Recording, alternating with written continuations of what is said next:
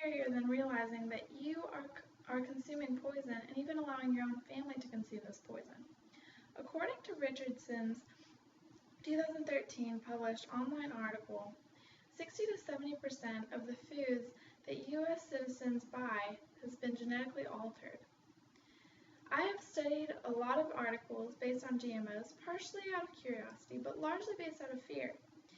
It's incredible to believe that citizens like you or I could be exposed to products this dangerous when institutions like the FDA are created to protect us from these types of things. Hopefully, after hearing my definition of GMOs, listening to the problems associated with them, and hearing my instructions on how to avoid these GMOs, you will institute the instructions I give you in order to protect yourself from these types of products. Genetically modified foods, also known as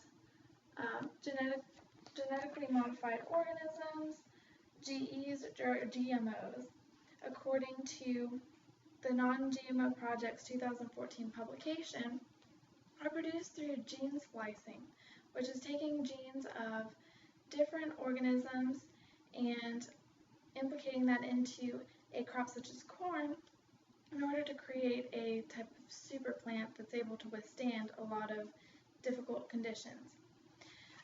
There are two different groups, the high risk and the monitored risk crops. These include things like corn, wheat, papaya, soy, table beans, the list goes on and on. Now that I've gone over the definition of what GMOs are, I will go into the problems they cause according to the Institute for Responsible Technology's 2013 publication.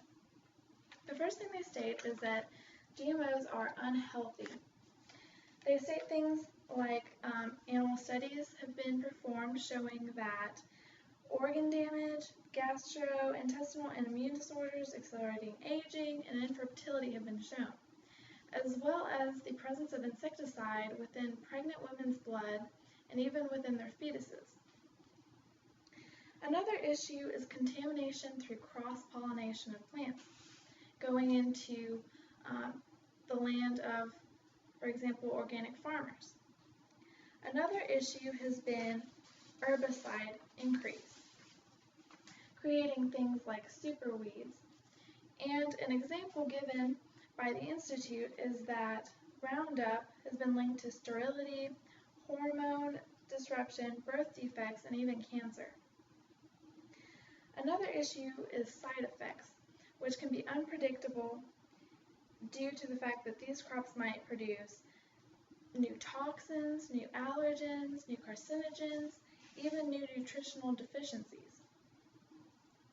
Another major issue is political.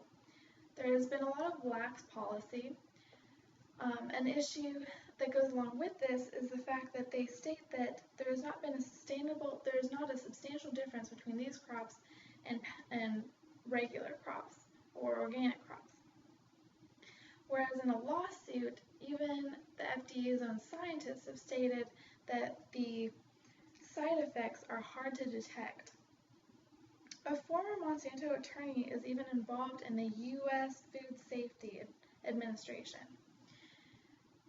This is very scary because Monsanto is involved in the creation of GMOs. Another issue is distorted facts through corporations that create these types of foods and are then protected through political actions.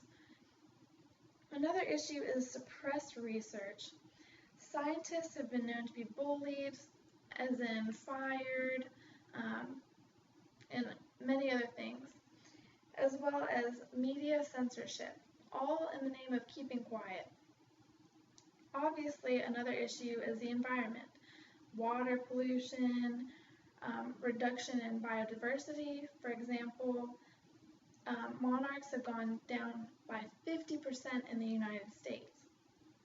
Other issues are birth defects in species, especially amphibious ones.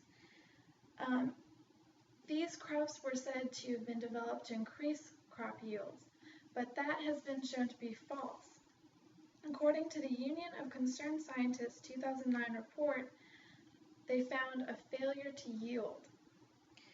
International Assessment of Agricultural Knowledge, Science, and Technology for Development, which has 400 scientists backed by 58 different governments, has shown that in some cases crop yield has even declined.